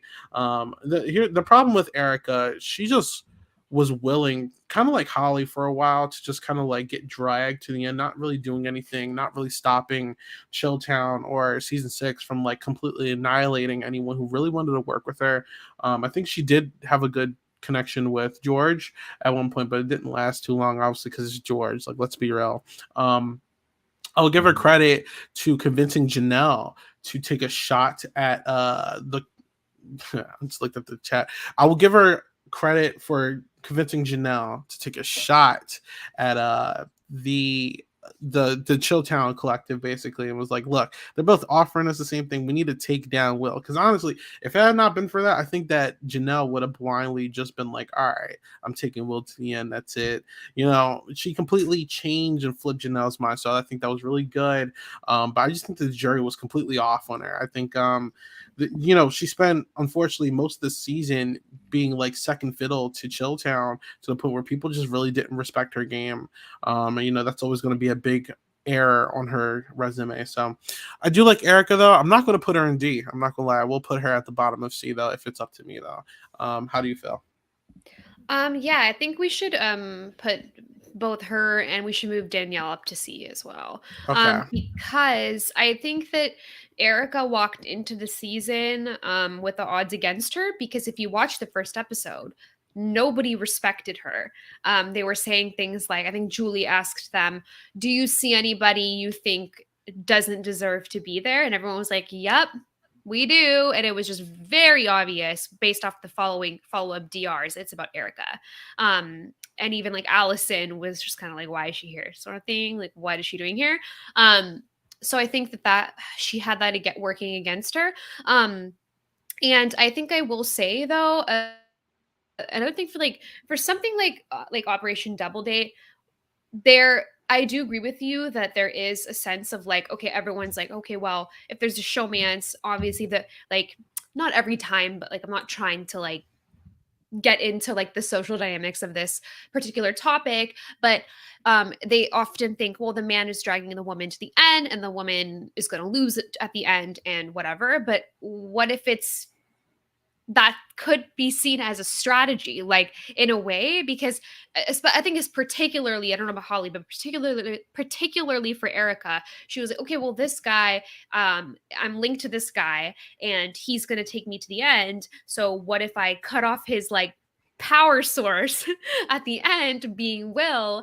And she accomplished that. I like, there is a sense of like, okay, well, he's taking her to the end, he's using her, whatever, she's also using him. Like, let's be perfectly clear. You can say what, like, potentially say that about Holly, I guess. I kind of alluded to it a little bit, but in this particular instance, Erika made a move against Boogie. Holly never necessarily made a move against Jackson, but Erika did, and that's why she's where she is, in my opinion. Absolutely. And I did see this in the chat. Dylan says Erika should have won that season over Boogie. Strongly disagree. You probably thought I was going to agree with you. I disagree, but watch our winners ranking to understand why I disagree. But I think Boogie gets a lot of slack when he pulled his weight, in my opinion. But okay, we got 5 left. Let's talk about Ivette from the Friendship Alliance, everyone's favorite alliance, Ivette. First of all, Ivette won 2 HOHs, 1 veto, which is pretty solid. She was nominated 4 times, and she got 3 votes to win. Ivette. So I think Ivette. First of all, let's talk about the positives. I think Ivette knew that she should have not taken Maggie to the end. I think that she knew Janelle was the move. Um, I don't even know if she necessarily beats Janelle though. If she gets to the end, like I think Ivette was honestly stuck in a deadlock to the point that whoever she took to the end between the two of them, she was losing to. She unfortunately was in the friendship alliance, which they all made a pact that like whoever breaks the bond between the friendship and doesn't take another friendship member to the end, we will not vote that person. They're losing no matter what. On the other hand, if you do cut Maggie, everyone's voting Janelle. You're losing unanimously. If you take Maggie to the end, you get possibly the other alliance's numbers, which she eventually did. She had 3 votes to win off from those people. But the entire friendship obviously voted their leader, Maggie, to win over Ivette because they didn't care for Ivette over Maggie. So she was screwed regardless. I think Ivette had a pretty good strategic mind. I think she was solid, nothing impressive, but solid physically, but her social game was really bad. I think she pissed a lot of people off, including America. She would bad talk players to their face and behind their backs constantly, even in her alliance. Like she was just like a big form of drama and gossip this season. A lot of people just did not like her, and she just did not do the best with her jury management. I just think that she just did not do the best work that she could have done this season. So I'm not too high on Yvette. I do wish that we got to see her in All Stars. I think if she was in All Stars, we could have saw a completely different player, solo, and possibly really good. But since we didn't, we only got this one season to work off of. I don't know how I want to rank her yet. How do you feel, Lovina? Yeah, I don't know where I would rank her. She comes from a unique season because it was split down the middle, and of course, a unique situation at the end. I guess I present a question: does she potentially beat April? I think she could. Yeah, I think she could. I think she beats April because I don't see Howie voting for April. I don't see Janelle voting for April. I think she could get the votes. I'm trying to like do the math in my head. I think she could have gotten the votes. But yeah, she was in a very peculiar situation at the end. I do think that she was also very disappointed that she didn't get to go on All Stars for the exact reason that you said, being that she could show who she is as an individual player. Because she was attached to not only Bo, but she was attached to a whole alliance that she knew at that point America hated. So she's like, let me show you who I am. And without all of these people. To be fair, though, there was a lot of season 6 people, and I feel like they would have targeted her. The season 6 alliance would have targeted her because it was all the Sovereign 6 people. So I don't know if we would have had a good chance, but that's besides the point. For season 6 particularly, I don't the problem is that she wouldn't have won against either of the final 3 other people in the final 3. So no, it's really I think she was screwed regardless. Yeah. I just think that she was just stuck in a deadlock. And I mean, honestly, that's just like the dangers of aligning yourself in that position where you're just allowing yourself to be in an alliance where the main premise is that if you cut from this, you're done. Like we kind of saw that with the cookout a little bit. That's kind of what was to Tiffany's detriment, where it's like, all right, I'm going to agree to this alliance, but if you're not playing within the collective, like playing the best friendship alliance, just like you're not playing the best cookout alliance, ultimately you're going to lose. And I don't think Yvette thought that far down, where Maggie was always thinking that. She was like, all right, if it's going to be down to us, this is what we're going to do. And not a lot of people think about that. Just like Hayden technically played the best brigade alliance. Like if you're in a collective and it's going to be down to you guys, you need to be playing within the alliance, not outside of it. He was the worst one. Yes. So there you go. But where are we going to put Yvette at? I would say maybe between Memphis and Lane. All right, let's do it. I'm so indifferent about Yvette. It would be, she's not going higher than D, but like anywhere around here, it's fine for me. I don't think she's a bad player. I also don't think she's good. I just think she's there. But all right. So we got our final 4. 3 out of 4 of these players are actually pretty solid. But let's talk about the 1/4 that is not good, which is Cowboy from Big Brother 5. Cowboy has wanted to come back plenty of times. Like I love Cowboy. Well, maybe that's a little too strong. I think Cowboy, he's a nice soul. The issue with Cowboy is that he does not. I'm trying to think of someone to compare him to real quick. He's kind of like Yeah. mentality wise Enzo, mentality wise Memphis. You're very Mhm. loyal to your person, to the point where you're willing to go to the end with them, to lose Cody as well. It's funny that we have three people in different tiers who all did the same thing. You're willing to Yeah. lose to your person. He really thought he had a chance against Drill. And granted, good for him because he established a bond well enough that Drew cut his own showman to sit next to him. So good Yeah. for him. He basically Drew did what Monty should have did. Right. Spoiler, but no, Cowboy, he just didn't really do much. I mean, he got 3 votes to win. I think it was just strictly based on his likability. I think let me see, he got nominated 4 times. He did not win any HOH. He won 1 veto. And I think that he also had his connection with his sister. Them finding that out.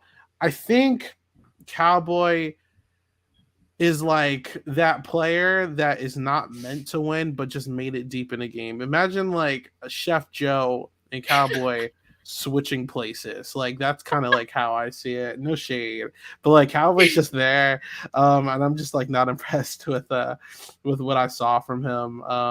Now, granted, I will say it is impressive. I think that he voted in the majority every single time, but like maybe 2 times. I think that he was in the majority every other time. And when it came down to him showing if he really knew what was going on towards the later half of the season, he couldn't because he was a nominee for like the remainder of the season. So like he didn't do too hot.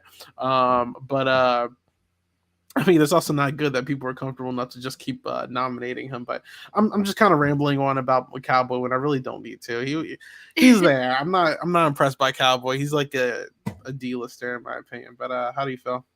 Yeah, I think just you should just put him wherever you want. I'll agree with it because I do agree with D as well. I've always say this, and again, another one of our every other one of our podcasts. I'm not a huge fan of Big Brother 5. I was kind of bored throughout it. The second half, personally.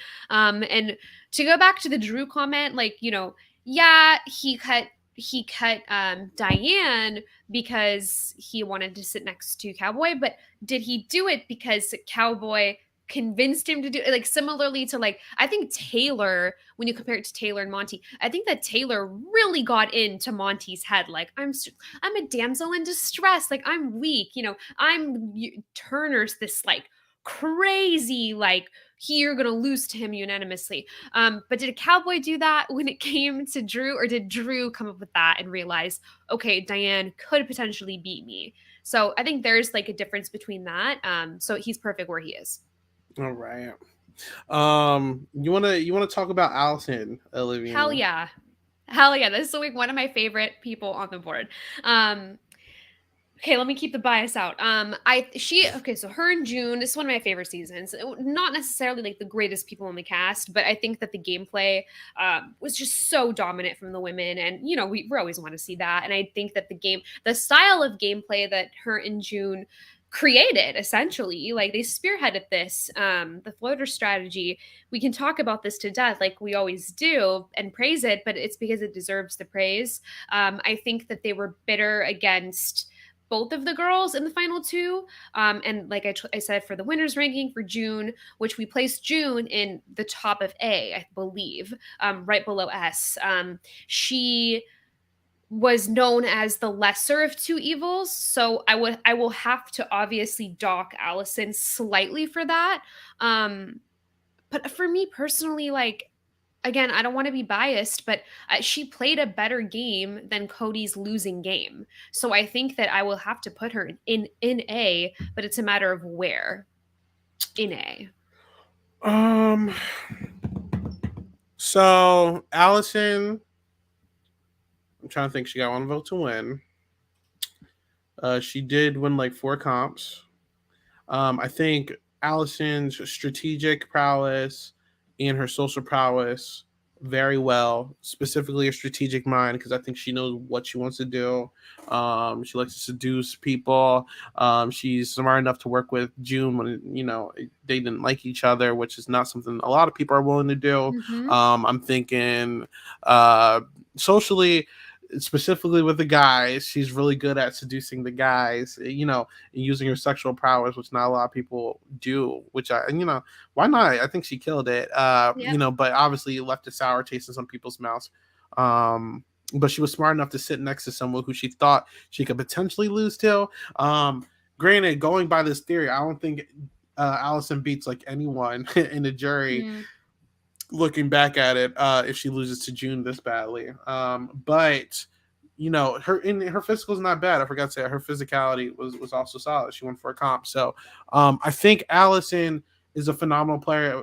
I will be having to be looking at this like I'm looking at Dan currently, where it's like I'm not going to hurt her since she couldn't win against most of these people. Like I think her ability as a player is kind of like over trumping like that. Exactly. I'm not going to win season. So it's bringing up her average. And that's what I wanted to say about Dan, is that his strategic mastermindness, that's not a word, but it overpowers and brings up his overall average, which I believe he should stay in S. That's the reason. So I'm down to put Allison up here in A. And I do think taking June to the end was the smart move. I don't even think it was a bad move. I don't think she beats anybody. I don't know. Do I put Allison over Paul? I don't think so. No. Yeah, I don't think so. She's good. Yeah, right there. All right. Come on. Best to never win. Like, come on. Yeah, let's be honest. That feels so good. I feel like we're done now. Sorry, Monica, but not Monica, you mean Nicole. Nicole. Monica was third. Yeah. No, but I mean, I just like Dan, I don't really need to go through the countless things that Danielle Reyes has done. This is another case, just like Allison and Dan, where I'm going to bat the right eye and not care. Like not care, but like I think that Danielle's attributes far exceed the fact that she probably doesn't beat a lot of people in this season, specifically both people that she sat in the end with. I don't think, obviously she lost to Lisa, so she's not beating Lisa, and I don't think there's a chance in hell she beats Jason. And I think the Secret Alliance was awesome. I'm just so glad they have a name now. But I'm so glad the Secret Alliance happened. They completely dominated the season. If there's attributes for Danielle, her strategic is out the roof. Like, boom. Social game, boom. Physicality, pretty good. Nothing crazy. I think she really showed off more in All Stars, but she can win a comp when it matters. She threw part 1 to Lisa, which horrible mistake. But I think towards the end, just like that last week, a lot of poor sense of judgment. But I mean, regardless, it doesn't really matter in the end of the day because she loses regardless. Does she lose to Marsalis? Yeah, if they get to look at the DRs, I think so. I mean, that's what I mean. She lost because of the structure of the game at the end of the day. Yeah. That's what bothers me, is that I actually don't. I know that this goes probably. I'm being a hypocrite probably, but of the way the game was structured, they got to go home. The jury was not sequestered, and to me, that's so unfair and not enough of a reason for me to even dock her any points. No disrespect to Lisa. Lisa deserved to win. She won. Come on now. I'm not going to take that away from her. But like, I'm not docking her any points because this isn't a thing anymore. And it's not a thing because she was robbed. They are sequestered now because Danielle was robbed and is to this day robbed. And I want to see her back. God damn it. Come on. So I don't have any negative points against her. Like, just because she was shady in the DR, okay, great. I would be too, and you would be too, right? Come on now. Absolutely. So yeah, it's crazy that 3 of the 5 top players were like, they didn't have a chance to win, but it's okay. But that just shows how good players they are. Like, their attributes like far exceeds. And if you disagree, let us know in the comment section or on Twitter. But let's finish this out because people are blowing up my phone. We can get to Nicole from Big Brother 2. Shout out Nicole. I think that she had a really rough starting this season. Obviously, on the block, I think a lot of people did not care for Nicole. She was very blunt, very honest. She did not like people. She didn't hide it. And it put her in this place where she was at the mercy of a lot of people. A lot of the house thought that she was leaving, and she was able to flip the perception of a lot of people to the point where she stayed, and people really vibe with her, and they kept her in the game. Biggest mistake that they could have done, because since they did that, it really allowed her to stay in the season and really kind of like change people's opinions on her. I remember she would like cook, and basically everyone loved her. I think Will basically said this like, oh, like she is running the house because this girl is cooking. Everyone loves her food. You're not going to want to target the person that knows how to make food for the house. You know what I'm saying? I think she had a good strategic mind, and she kind of made moves based off of what she wanted to do. There were a few times where she was like, I want to do this because it's better for my game, but since the house is voting this way, I got to vote with the house. And she didn't want to stand out more than she already was after the first week. She only got nominated twice. The two times being the very first week and then the ninth week, which is the second to last, which is pretty crazy. She realized, since I was on the block the week one and I survived, this possibly the best thing that could have happened for my game, because everyone kind of felt sympathetic for me and kind of bonded me with people and forced me to put myself out there. So it really worked. And the only thing that really hurt her in the end is that I think that her personality and her backstabbing people got people bitter to the point where they voted Will, who they honestly did not like, to a win. Will's first win, I'm gonna be honest, not that impressive, but the fact that he was sitting next to her, he won. Now, to be fair, she did have 3 votes to win, and one of her votes were nullified. But shout out to Nicole. She's a very underrated runner-up in my opinion. But how do you feel about Nicole? First of all, I'm sorry for calling her Monica. Maybe it's like a Freudian slip. Sorry, because I think Monica got third, right? Yeah. I don't know. I just feel like she had a bigger imprint in my head. But yeah, I'm not too. I've only seen the season through one time, so I don't fully remember every single bit, but I think it was just because it was harder for me to follow because of the format. But again, going back to what I said about Danielle, I'm not going to super use that as, I don't know. It makes it hard because the veto wasn't a thing. So, maybe Nicole was reluctant to try something that could benefit her own game because of that. Granted, she didn't know that that was a thing that could exist in the future, but there's only a house vote and there's really only so much you can do. I think that she did really good based off of her trajectory is like, if you go up on the block, especially with no veto, there's a chance you could just keep going on the block and finally you're just going to go home. She made it all the way to second. I think that that's to earn second place. I think that that's very admirable. And yeah, I liked her as a character a lot, even though I called her Monica. But I don't know where we would put her, though. I'm going to put her top of B because I feel like it kind of hurts that her season is a little dated. I mean, I think Danielle was a lot more in control for a majority of the season. That's why I'm not hurting her too much. But I do think Nicole had a really good placement in the game. And I think that she really kind of like had a what's the word I'm looking for, like an iron fist for majority of it. And I think she just kind of lost because of the mistakes of not only her, but like a lot of the people that were around her. So I am going to put her right there, but shout out Nicole. I think she is underrated and she deserves a lot more respect. Shout out, look, Sam literally said in the chat too, I better hear some respect to Nicole to me. And fun fact, because I'm looking at the wiki, Nicole was actually asked to be on season 7 All Stars, but declined. I had no idea about that. Oh no, I would have loved that. Yeah, her, Jason Guy. There's a lot of people. Did we get anyone on from season 2 besides Boogie and Will? No. Yeah, Monica was was in the ballot, but she didn't get on. What the hell? Come on now. But look, that is our list. So I feel like this is a pretty interesting list. A lot of D's, but I feel like that was expected coming in.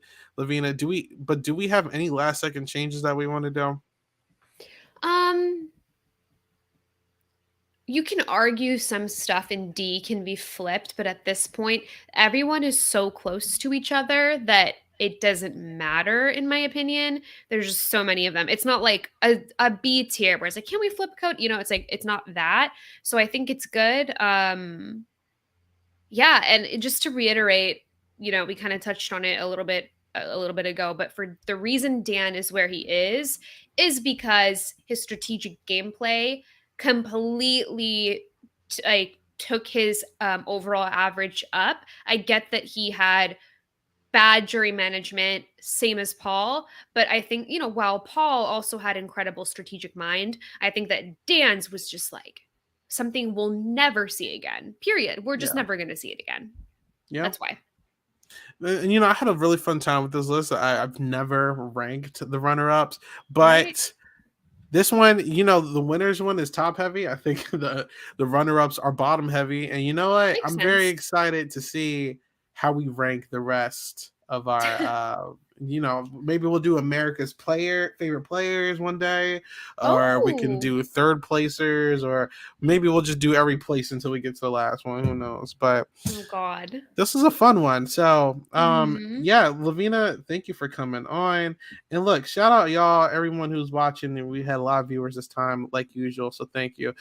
This is not an official Sign podcast, but at this point, it basically is. So if you're interested and like what you hear, please go on our social media pages and follow all of our stuff. Subscribe, follow Lovina as well.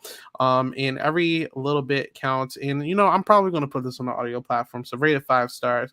But if it's 4, keep it to yourself. You know, only rate it 5.